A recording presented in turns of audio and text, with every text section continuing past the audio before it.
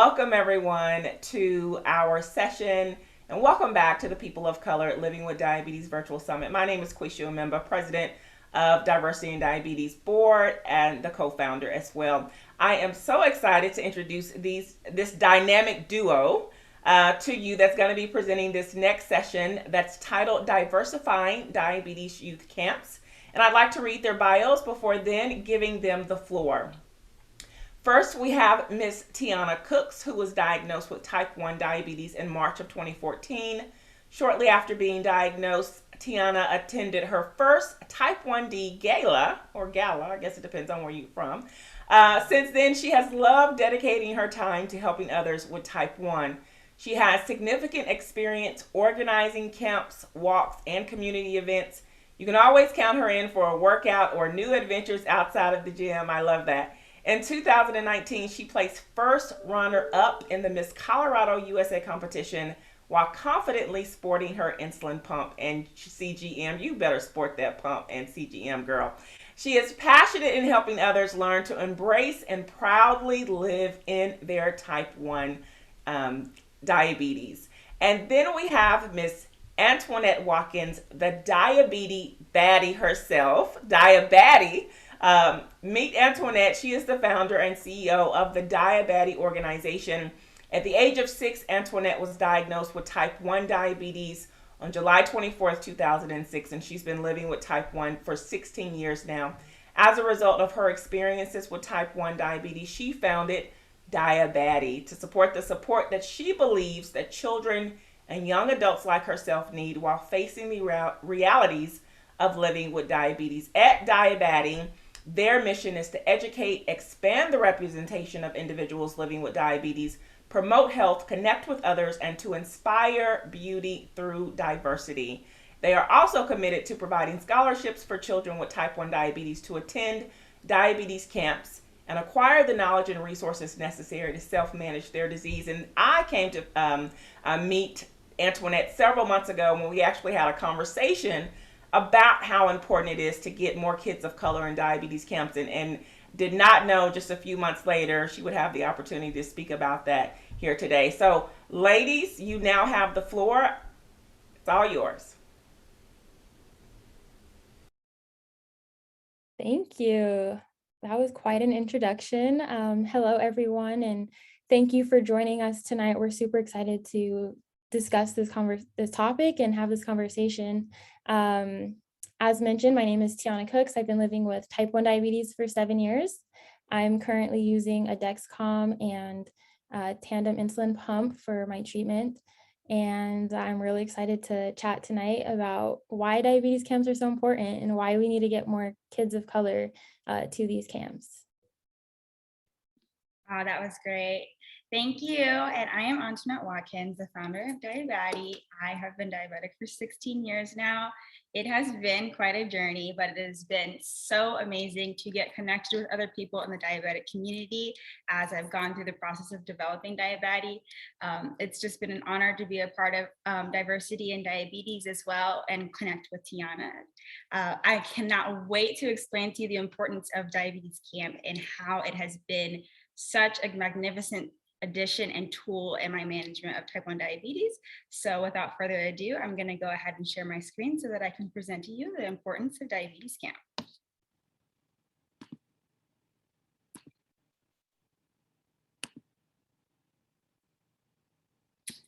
All right, importance of diabetes camps, come camping with us. Diabetes camp is a fantastic opportunity for people with diabetes to meet new people and make new friends. Diabetes camp is not only for children, there are few diabetes camps for adults as well. Here on the slide, I have listed a few of the camps. If you see a camp in your area, feel more than welcome to reach out to them online to see how you can be in attendance at your next diabetes camp, as well as if you are not a child or someone of young age who is able to go to diabetes camp, there's also always opportunities and always a need for volunteers at all diabetes camps. If you don't see a camp here listed on this slide, you are more than welcome to use the links that I've posted below to look for more camps online. And this slide will also be available to you at the end of this presentation, in which you will be able to get those links directly. When we make friends, we improve each other's lives. So I don't know about you guys, but my friends are really, really, really important in my life. I think there's a lot of things I would not be able to do without their support and their guidance in my life. When kids go to diabetes camp, not only are they at a camp with other doctors and people who are able to help them with their management, but they're there with other children who are diabetic and they're making friends with them. Attending a diabetes camp increases a child's chances of practicing effective illness control by 43%, which is a significant jump. Furthermore, studies have shown that children who do attend diabetes camp have less depression linked to their diabetes management and a better understanding of how to manage their diabetes. When we talk about depression with diabetes or the need for more of a conversation for mental health with diabetes, for those of us who are type 1 diabetic or diabetic ourselves, we do know how taxing the management of this disease can be. It's really hard to try to go through the management when you don't have someone else in your area or your corner that is able to understand exactly what you're going through. That's why we have camps like this, and we highly encourage for children to attend. Children are also taught how to self-manage their condition and do things like administer insulin, calculate their doses, identify physical indications of hyper and hypoglycemia, carb count, and successfully communicate with other people such as teachers, a friend of a friend, a parent in the area, or even a stranger in public that they are type 1 diabetic, and possibly how to go about treating them if something were to happen. In addition, they expand their knowledge at diabetes camp. Swim lessons happen at almost, if not all, diabetes camps. I have not ran across a diabetes camp that hasn't had the ability to give children the opportunity to get swim lessons. Swim lessons are available at most camps, and drowning is the third most common cause of death from accidental injury in the globe, which is a huge thing. Water safety for kids with diabetes is also extremely important. As we know, children with type 1 diabetes and adults with diabetes as well, activity causes our blood sugars to fluctuate. At these camps, we address these things in our courses as far as swim lessons, and the children are taught how to communicate in the water and outside of the water, or what to practice as far as getting in and out of the water to ensure that they are safe when they're in the water. The 27% risk of fatalities from hypoglycemia, which is low blood sugar, and people with type 1 diabetes is significantly reduced when children are taught this at diabetes camps. How can we increase the diversity of diabetes camps participants? Excuse me. So we're here talking about how we can get more children of color to attend diabetes camp. From my personal experience, it's definitely going to be informing patients about the camps. That is on the responsibility of doctors. Every child is assigned an endocrinologist when they are first diagnosed with type 1 diabetes. So it is our responsibility as a diabetic community to ensure that we hold healthcare providers accountable for communicating this information to the patients. When I was first diagnosed, I heard about diabetes camp from my endocrinologist. I don't know, Tiana, if you were made aware in your doctor's office, if you wanted to go into a little bit of that, of how that experience was for you, how you were able to get into volunteering and so on and so forth. Absolutely, yeah. I know everyone's story is a little different about how they came across all information diabetes related. And I think as people, as Black women and people of color, sometimes it's not as easy for us to get access to that information. And for me, I was very fortunate. I was actually 17 years old when I was diagnosed. And I remember laying in the hospital bed and thinking like, well, what's next? Like, I have diabetes, now what? And my mom told me, she's like, Tiana, there's a plan and a purpose for everything. And I was just talking to her about this the other day. Like, I can still vividly remember this picture in my head. And I just saw like little hands, like little kids, like there was just more. It was just more than just me, right? And so as soon as I left that hospital, I kid you not, 2 weeks later, I was at my first diabetes gala, and I'm just talking to other people and other kids, and you know, they get it. They get what I'm going through. And I don't know who mentioned what to who, but a couple weeks after that, I was actually emailed and someone was like, hey, Tiana, we want to start setting up diabetes camps in Colorado Springs. Would you be interested in coordinating the camp? And in my head, I'm like, okay, I just got diabetes literally like a month ago, but sure, why not? And so I literally coordinated my first camp like 3 months after being diagnosed. And it was just insane. We only had like 20 kids there. You know, I'm coming up with activities and wasn't sure what all to expect. But when I tell you, it was like a life-changing experience for me.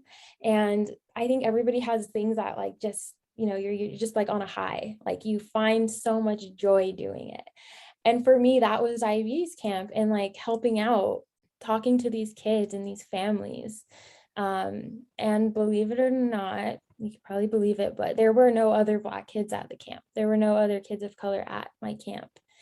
And I guess that kind of answers your question. I won't go too on. But yeah, that's kind of how I found out about camp, how I started getting involved with camps as well. Thank you. And to piggyback off of what Tiana has spoken about in her volunteering experience with Type 1 Diabetes Camp, as well as her personal experience as a counselor to children of Type 1 diabetes, we can then emphasize on the importance of children with Type 1 diabetes having counselors at the camp that are of color or look like them as well. It's one thing for children to go to Type 1 Diabetes Camp and know that everyone there is diabetic like them. But to go there and see someone that's diabetic like you and who looks like you as far as skin color, hair texture, all of those things, it's almost as if that person gets a walking role model. And when these kids come to camp, they get to connect with these people long term. I mean, we have the blessing of social media now, so there's really no limit to what type of role model and how much access these children can have to role models in their lives. So if you're wondering how these volunteers come about, a lot of schools connect with camps and with their pre-med students. So in my experience as a college student now, going from being a camper to a college student, I am noticing that students who are in pre-med programs at HBCUs are not being made aware of the access they can get to getting clinical hours by volunteering at these camps. So if you guys are aware of the Florida Camp for Youth and Children with Type 1 Diabetes in Florida, hosted in Winona, Orlando, Florida area, they have lots and lots of students volunteering from University of South Florida, University of Central Florida, Florida State University, and additional universities in the state of Florida as well. When these students come closer to their junior to senior year, they come in and they volunteer with the kids to get clinical hours for their ability to graduate. This helps them with their research, it helps them advance their education, and it also gives the kids an opportunity to have a counselor there that's there learning. It's a double learning process. The children are learning from the counselors are learning from the children. But where we see a need in advancing that is a need for diversity of the counselors who are present at the camps. So in addition to us holding our healthcare providers accountable, we also need to work on holding universities accountable for giving the information to the students on how they can advance their education. Because when we diversify the students that help out at the camps, we also diversify the children that attend, because you never know what student at what college knows another child of color who has Type 1 diabetes as well. Moving on to the next thing, we can talk about camp scholarships. So the average cost of attending diabetes camp is $500 with a minimum cost of $325 and a maximum cost of $950, depending on the camp a child chooses to go to. So we can take a look at how this impacts children with Type 1 diabetes and how this affects those of color. Patients of color, more than any other racial group, are more likely to reside in places with limited financial resources and medical treatment. With a $30,134 median household income for African Americans as of last year, patients with T1D of all races spend an average of $9,601 on diabetic medical expenses, which leaves the room for them to spend money on their children going to a diabetes camp very, very slim. So it is Diabaddie's purpose to help the children get this opportunity by alleviating the need for the parents to pay for the children to attend camps. So we do provide scholarships for the children to attend camps. After a long and lengthy process, as of last week, Diabaddie organization is a 501c3. So we are able to help out with the help and support of those who support us. As stated before, Diabaddie organization is a 501c3. Please join us in ensuring that every kid with type 1 diabetes has the opportunity to attend these camps. As a result, children with type 1 diabetes have a chance to meet other children and learn how to manage their condition, make new friends as well. And that is really the biggest part of camp. I think that just expands over everything, is these children really connecting with the friends that they make at these camps.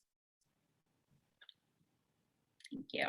Hey, congratulations. That's so exciting. And I am just so in awe of all that you've already accomplished, and the drive that you have to make a difference in our community. So congratulations and thank you. Thank And I you. did want to just piggyback off of something that you said. You mentioned that, you know, having counselors that look like you is important, just as important as, you know, having other kids that look like you at camp. And that's so true. And I can speak to that personally. I mean, like I said, there has not been very many kids of color at the camps that I've organized or the camps that I've attended.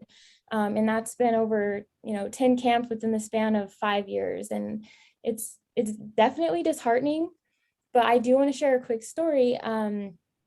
There was a little girl at the diabetes camp. It was a week-long camp. We're in the mountains. And I just kept seeing her looking at me. You know, she's got curly hair, brown eyes. She keeps looking at me and I smile at her, and I smile at her. And one night we're in the little hall, she's taking her insulin and I go over to her, she's looking at me. And I told her, I was like, I know that there's not that many people here that look like us, but I do want you to know that you are special and that you are not alone and that you will do incredible things in this world with your diabetes, and there's nothing that can like hold you back. Like I just gave her this little talk from the very depths of my heart, and I'm crying and she starts crying. She's like 9 years old, right? And she's looking at me like she just needed to hear that. And it'll forever be one of the highlights of my life and just my experience with diabetes as a camper or as a counselor. And I remember seeing this little girl like a couple months later at a walk, and she ran up to me and she gave me the biggest hug. And so even when we talk to these kids and it's just a brief second, you tell them, you know, it doesn't matter if there's 3 kids of color or 300 at your camp, as long as you remind them that, you know, they got it. Outside of the camp, you're right, it's very isolating. Like you don't see people with diabetes every day, and it's even more isolating to not see people that look like you. And so it's a great opportunity to remind those kids that they matter and that they are where they're supposed to be. They belong. So that's my little story on that. And then I did want to just add, like, I know I've talked a lot like on my personal Instagram and like my personal life about like just growing up as a person of color in general without diabetes and the insecurities and like the hurdles that I've been faced because I grew up in Colorado and it's not a very diverse area where I live. And so oftentimes I was like, okay, I need to straighten my hair. I want blue eyes. I want to bleach my skin. Like I bleached my skin in elementary school. And so I grew up already having a lot of insecurities. And then when I was diagnosed with diabetes at 17 years old, it was just like another layer to that. It was like, okay, like I can't let this I can't let this do what I did to myself for all these years. And so I've kind of used it to like motivate myself to make a difference in girls' lives who maybe felt like me when I was a little girl. And I always tell the little girls, I'm like, I love your curly hair, or, you know, you're rocking that insulin pump. Just something to boost their self-esteem and their confidence. Because I think that's huge too. But yeah, diabetes camps are incredible. In general, I think there's so many things that we can take from them. And when you talk to parents who are dropping their kids off at camp for the very first time, and they are like, oh my goodness, you have no idea. Like I've never dropped little Jimmy off before. I'm nervous. They'll sit in the parking lot for a couple hours, you know, just checking their blood sugars and stuff like that. And this is a big thing for the parents and the families too, to let your children go and, let them have that independence. It's hard because, your parents are always monitoring your blood sugars and what you're eating. And it's just a great time for those kids to also learn about what they're capable of doing without their parents. And that way, eventually they can go have sleepovers, or they can go to a birthday party, just different things like that. So there's just so many aspects to camp that are just crucial. And I think there should be no reason why someone isn't offered an opportunity to attend. It doesn't matter what you look like. It doesn't matter where you come from. It doesn't matter how much money you have or don't have. Like, I think everyone deserves an opportunity to experience a camp in their life. And you dropped a link to, it's diabetescamps.org/find a camp. And that's a great resource if people are looking for camps in their area. It'll populate like every single camp within a certain radius of where you live. So great resource to check out. Yes, and in addition, children with type 1 diabetes get to meet amazing people like Tiana, who are able to just say something to them that is able to stay with them for the rest of their lives. Words really do mean a lot. I don't know who made up the saying that they don't, but they definitely do mean a lot, and they stick with people forever. So it's really important for these kids to go to these camps and link with people that really just understand exactly what it is that they're dealing with. In addition to the children expanding on their independency, especially in the people of color communities, a lot of children's parents are not as hands-on as other children races parents are. So it's really, really, really, really important that we get children of color at these camps, because not only does it help the children, but it helps the parents as well. As Tiana said, I mean, especially for me, my parents were not always hands-on with my management of type 1 diabetes. And I think a big part in that success of me and my management was me going to these diabetes camps, because I would come home and tell my mom about stuff and explain to her things that she could never know because she's not a doctor. She doesn't study health.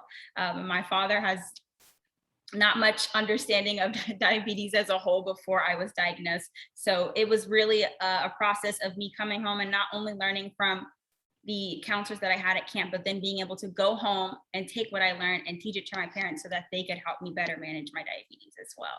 Yeah, that's huge. That's really huge. I love camp games. We have so many of them. And one of them is like, all right, guys, we're going to learn how to count our carbs today, or guess my blood sugar. I had this many carbs. These are my ratios. How many units should I take? So it's great practice too. Like you said, you've experienced camp as like a child. I didn't have that opportunity. And so I think that's the coolest thing about this conversation today, is that you bring such a different perspective. And it's an important one to hear from someone that was actually there and had that experience with their families. I'm jealous. I wish I did. But that's incredible. I also wanted to just ask you, like, what do you think we could do as, people that are already in the community? How can we get the word out there and get more kids of color in camp? What do you think about that? When camp season comes, I think that's a great time to share any posts that you see on Facebook, Instagram, Twitter, from any of the other camps about the camp. I think a lot of our issues are people don't even know these camps existed. For example, the Diabaddie organization this past summer, we sent 3 kids to camp virtually. The camp was of no cost this year. We raised money for scholarships for camps next year so that the kids are able to go next year with no problems. If post-COVID, we are able to have that luxury of attending camp in person again. But this year, camp was completely free. So it was almost no reason why children shouldn't attend, but it's really a point of making sure people know that that opportunity is there for them. You can't move on anything that you're not aware of exists. And so I think as a diabetic community, in addition to us just being so supportive of each other and sharing our stories and understanding each other when we share our stories about what we're dealing with diabetes, and just really just stunning on Instagram and watching each other look so great. In addition to our management of type 1 diabetes, we also need to share the resources as well. The resources are so important and they're there. It's just a lot of people don't know they're there. And so we as an organization work really hard to try to make sure you guys do know that they're there. But as a community, it would do us so much more of a diligence if you guys speak more on how these camps come about, when they are, if you know about one, volunteer at one, get the kids to come, things like that. Yeah, so important to get the word out there for sure. Couldn't agree with you more. And so with your organization and, getting these kids, how do you find the kids to give the scholarships to? So funny story. Most of the kids that I have now that I've worked with, I've ran into their parents or ran into them in public. I am that person where if I see another person with a pod on or a pump on in public, I would just walk up to them like a creepy stranger. And once we were strangers and now we are friends. For example, one of our kids who's not shown here, Maya, her mother's best friend. I was getting on a flight to go to Jamaica for my summer little vacation that I decided I wanted to go on. And I was testing my blood sugar, rushing to get on the flight in the midst of lost my ticket. I'm trying to take insulin at the counter. And she's like, "Oh, you have type 1 diabetes?" And I'm like, "Yeah, like, what do you know about type 1 diabetes? Why are you asking me about this? I'm trying to get on my flight and you're talking to me about this." And she's like, "Oh, I have a friend who her daughter just got diagnosed with type 1 diabetes." And then, of course, I opened up the door for Diabaddie to help support her and her daughter's new journey with type 1 diabetes. And it just really has been amazing to just watch how even attending an online camp session can really change a child's life. Yep. Yeah, and then I don't know if anyone knows about Mia in the diabetic community. She's also shown here at the top with her sister Nietzsche. I met Nietzsche from just another type 1 following another type 1 on Instagram. And this was before Mia was diagnosed with type 1 diabetes. Mia got diagnosed with type 1 diabetes in July of this past summer. Not the one that just passed, but July of the summer of the pandemic. So that would be 2020, correct? Mm-hmm. Yes. So she was just diagnosed then. And then when I saw that, I was like, not two of you in one household have type 1 diabetes. So Mia got diagnosed at 7. Nietzsche got diagnosed at 19, which is closer to Tiana's age. So it's like a household with two different perspectives of diabetes management. Mia actually went to camp this summer. She gave herself her first shot this summer on her own, and changed her site on her own. And that's all through the virtual experience. Oh my gosh, that brings up such a good point. Like, we did this thing at camp called Rookie Awards, and we basically just encourage the campers to try something new with their diabetes. And every time they do, we get them a Rookie Award. So the kids love it. It's like just those little toys that come in the little like container, but they think it's like the coolest thing ever. So they'll start poking their fingers for the first time or trying new fingers, or they'll put their pump on by themselves for the very first time, or, they'll count their own carbs. And those are all things that need to be celebrated. I think every win, big or small, should be celebrated, especially for these kids, because it's like, this is what's going to push them forward. This is what's going to help them grow as they continue living with diabetes, allowing them to try those things and to feel confident doing them without their parents there maybe. So I love that you mentioned that about Mia. And I did see your post about them and I thought it was the cutest thing ever. I know a couple of families too that have like 4 kids with type 1.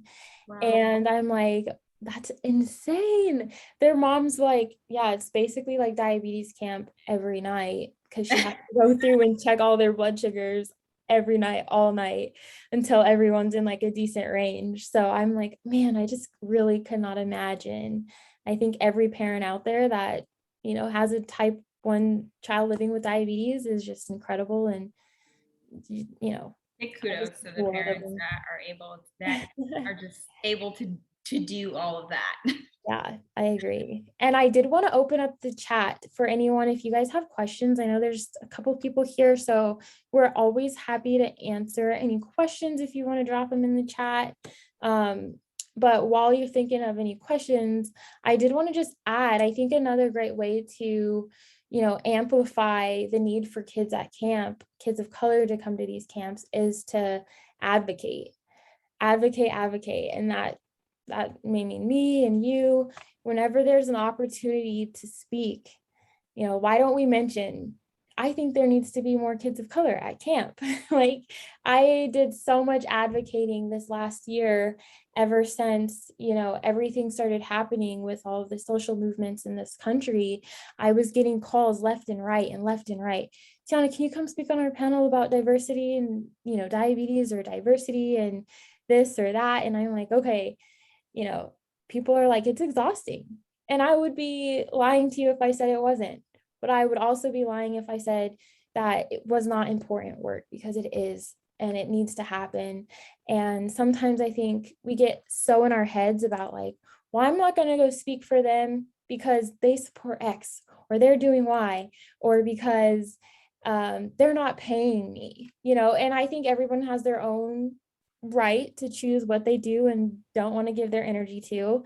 But I personally feel like if I have an opportunity to speak for these kids who don't have a voice, then I'm going to take it. There's not a table I'm not going to sit at. And so, like, I can just tell you right now, I've talked to so many different healthcare providers. I've talked to people who are highly known political figures. Kamala Harris's husband, I talked to him about like insulin and affordability. And I've talked on panels with organizations about why they need to make sure that people of color have access to resources, to information, to camps, to everything. And I just shared this on my Instagram a couple days ago, but after all of this effort and all of this energy and countless calls and conversations, it was just really cool to see like when your work pays off, right? And so I think like Eli Lilly and like Helmsley and a couple other organizations are like gonna give $1 million over the next 3 years to kids, scholarship money for kids of color or underserved communities to attend camp. And I'm like, that is so cool. And they put my quote in it, and someone reached out and they said, Tiana, so-and-so remembered what you said on that call, and they want to know if you would be interested in having your quote included in this press release. And I was like, see, this is why it's important. It's important to take up these opportunities when we get them. It's important to be that voice for these kids that don't have one, so that they can have this opportunity, because we have to do some of that work, even though it's hard work, even though it's exhausting. If we're not going to do it, then who? I tell myself that all the time. Tiana, if it's not you, then who? If it's not you speaking here, then this work might not happen. And, I just always have to remember that the picture is bigger than myself.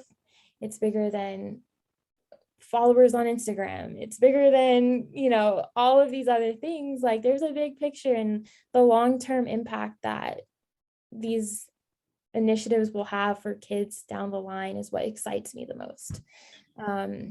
So yeah, I just say all that to say, don't be afraid to like hop up somewhere.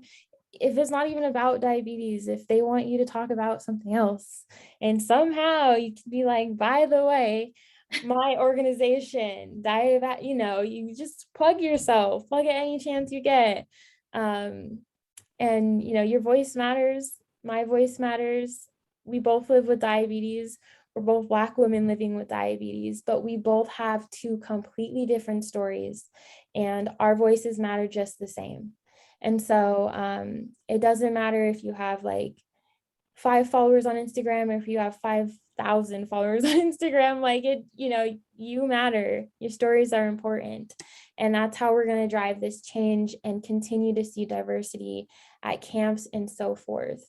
And my goal when I help like young girls who have diabetes, my goal, or just in general kids, my goal is always, because I do it because I want to see them return that favor. I wanted to see it come back in full circle, right? So maybe when they turn 18 or 19, they're inspired by me to attend camp, and then the next kid's inspired, and the next kid's inspired, and we just continue to drive this change for these kids to just continue inspiring one another. And that's just what excites me about this community, and just what pushes me and wants me to continue giving back. So I don't know if you feel the same, but I just, I always just think of that when I'm doing all of this work. Yes, I definitely agree with you about being the voice in the room. I think a lot of people are afraid of, once again, informing people on how they can support underserved communities. A lot of us spend time being offended when we can really take an opportunity to teach. We cannot expect people to understand how the lack of resources in our community affects us. We have to speak up about it. We have to tell them. We have to nudge our foot in the door. And unfortunately, it's frustrating that it is that way. But as Tiana said, if someone doesn't do it, who will? And if no one does it, it'll never get done. So we really have to start here with advocating and just speaking up about how these camps are a great resource in these children's lives and how they need to go. We always say this, and we stand on it heavily. Every child with type 1 diabetes deserves the opportunity to attend camp, and they need that opportunity. I cannot stress that enough.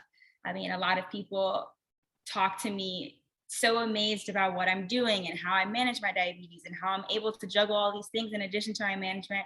And I always have to hand back the torch to diabetes camp, because I really do not know where I would be today without that camp. I have attended since I was 6, and I attend every summer still. If I can't go as a camper, I'm going as a counselor. Diabetes camp is a significant part of my life, and it'll be there till the day I die. Oh my gosh, we should just, wow. I'm about to cry. I am so happy that you found so much just help in diabetes camp. It just truly sounds like it's had such an impact on your life, as I'm sure it has many other kids. And I'm glad that we got to have this conversation today and just really like hone in on why we need to diversify camps and why we need more kids of color here, why they deserve an opportunity to be at camp. And I hope that we can look back in 5 years, even next year, be like, wow, like look at camps now, look at all these kids who have an opportunity to be here. And I just, like I said, support everything that you're doing. Just continue, striving to make a difference. And if there's ever anything that we could do to help, we're always happy to. I don't think anyone in the chat had questions, so I'm not sure if we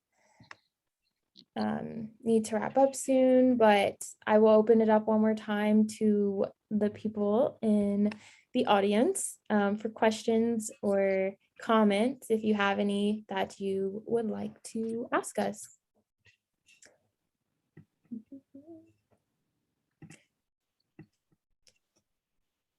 Do you remember when you aged out of diabetes camp? So at Camp Winona, which is the camp I attended every summer in Florida, we had our last session for the kids. Like we had a little graduation. That was when I was 15. I think they took us to the beach, Daytona Beach. So we had like a whole little beach luau thing. Everyone graduated. We all went our separate ways. But sports camp, which I believe Brandon will be talking about in Diversity and Diabetes next session, sports camp was for older people. So it's for ages 15 to 18. There's sports camp and cycling camp in Florida as well, which I did attend the cycling camp. That was a completely different camping experience because it went from camping in cabins to camping in a tent. And that was quite a run with type 1 diabetes. Just an interesting time, but I still loved it because it was diabetes camp and I was there with other diabetic people. I was riding my bike like 50 miles a day to springs and jumping off cliffs in the water, testing blood sugars, getting out the water, eating snacks and getting back in. I mean, it was quite an experience. I never got the chance to attend sports camp because it was in Tampa, which is where I'm from originally. And so I just was like, I don't want to go to University of Tampa and go to sports camp. I've been to that campus several times, but I definitely always hear great stories about the camp itself. The kids get on buses, they leave their cabins, and they play sports all day long, and learn how to cook meals and stuff like that. So camp definitely ranges from ages 5 all the way to 18. They have camp sessions on the weekends, which is bring a friend, where children are able to bring a friend who is not type 1 diabetic with them, cousin, anything along those lines, that they want to be with them at camp and get that similar experience, but also be there to learn on how they can help them with their management as well. Oh, I love that. Sometimes, like, I think our friends are very important, like when we have a small knit circle of like who knows about our diabetes. And so it's really cool that they let like friends come and actually learn firsthand like what diabetes is like. Because I think they walk away like, whoa. My best friend actually volunteered at camp since day one, since I started doing camp. Wow. And she does it every year with me. And so not only have I been able to like introduce my friends to camp, but I've made like lifelong friends at camp. Some of my best friends that I know I could call any time of the day and they're going to pick up, also live with diabetes, and I met them at camp. And so yeah, it's just incredible how camp has changed my life. And it sounds like it's really changed yours too. Cool that you got to go to sports camp. I didn't even know that existed. So I'm like, Yeah. oh, okay. I would try that out sometime. Yeah, there's so many different camps. There's even not parent camp, but Camp Boggy Creek, which is also in Florida as well, is like a camp weekend where families actually come. And so then that's a good camp session for the parents to also learn Yeah. and talk with other parents that they can connect with as well. That's incredible. Very incredible. Well, I think we can probably start wrapping up soon, but I just wanted to say once again, thank you for sharing and having this conversation with me. Definitely a much needed conversation to be had, and I hope this isn't the last of them. So, like one last time, thank you for all that you do. Thank you for all that you're going to do. And looking forward to continuing to follow your journey online and offline too. Thank you. And I really appreciate you just being one of the top role models. Don't make me cry. It's giving celebrity for the diabetic community, Oh, but we'll leave it at just a good thank you. I think it's quite amazing how you're able to connect with almost millions or thousands of people around you just from a simple click on an Instagram or Facebook, and then you actually going out and physically being there for the children and for the diabetic community as well. It's just quite amazing, and I am astounded by your work. Okay, you're gonna make me cry. Thank you. That means so much to me. And thank you to everyone who joined us today and took some time out of your day to learn more about why we're so passionate about diabetes camps. I hope you walk away feeling a little more inspired to help get more kids at these camps too. That you're taking away a nugget. I'm not sure which nugget, but that you're walking away with a little more knowledge than you did before you came in. But thank you again for Diversity and Diabetes for having us. Thank you to everybody who supports them to have this summit this weekend. I'm super excited to watch everybody else and looking forward to seeing what is to come after this for camps. So thank you. Have a great night. Guys, have a great